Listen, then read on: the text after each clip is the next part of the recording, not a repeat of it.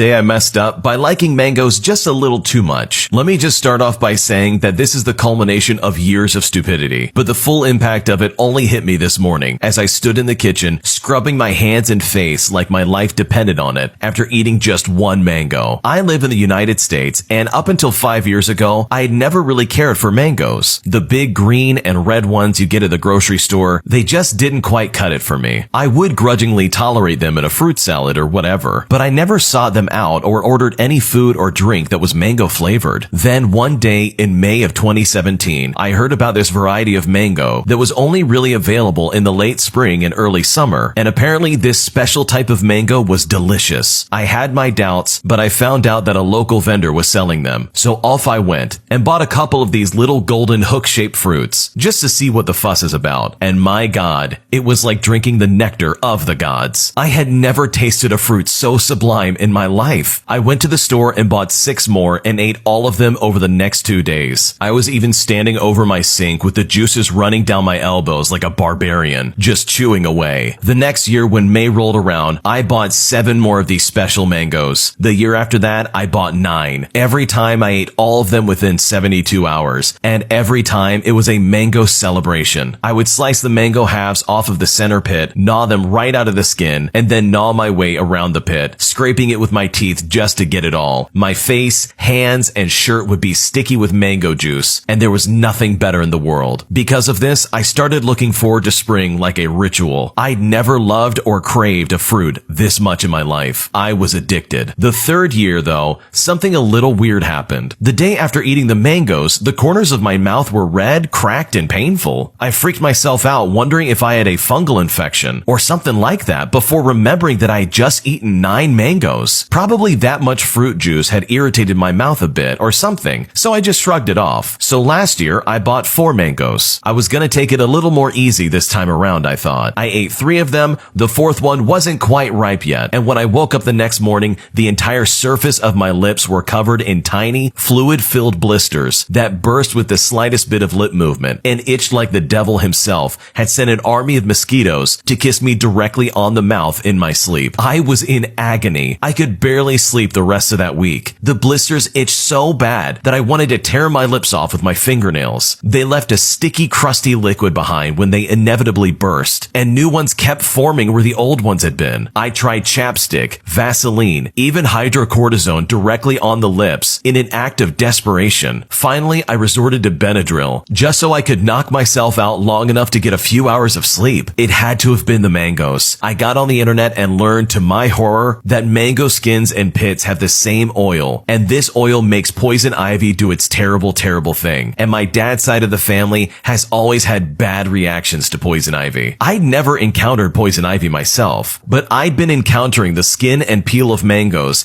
enthusiastically mind you, with my lips for the past 4 years. I had been slowly sensitizing myself to this oil every year, and now it had come back to bite me in the butt. My theory was corroborated later that summer when I went for a walk in some overgrown woods, and the next day I had a blistering, painful, itching, oozing rash the size of a $50 coin on my ankle that took 2 weeks to go away. But the mangoes were so good. How could I possibly give up the mangoes? How could I have discovered something so perfect, so beautiful, only to have it cruelly snatched away from me after only 4 years? How could I spend the rest of my life mourning what I had known and loved so briefly and then lost? So I devised a plan. This year I would buy 1 mango, just 1. I would carefully cut the flesh away from the skin and the peel, slice it into tiny cubes, then use a fork to eat the cubes one at a time, never letting them touch my lips. And that's what I did. And it tasted as good as I remembered. But the delight was tempered by the extreme caution I was taking to not let even 1 drop of mango juice come into contact with the outside of my mouth. Afterwards, I scrubbed my hands like I was in surgery. Then I carefully washed my face twice. I could only wait and hope that over the next 24 hours, I wouldn't discover that I had once again condemned myself to a week of sleepless misery despite my extreme measures. It was then that it hit me. This was what the rest of my life was going to be like if I wanted to eat these mangoes. I was going to have to do this every time for every mango, and I was going to do it while remembering the utter unrestrained joy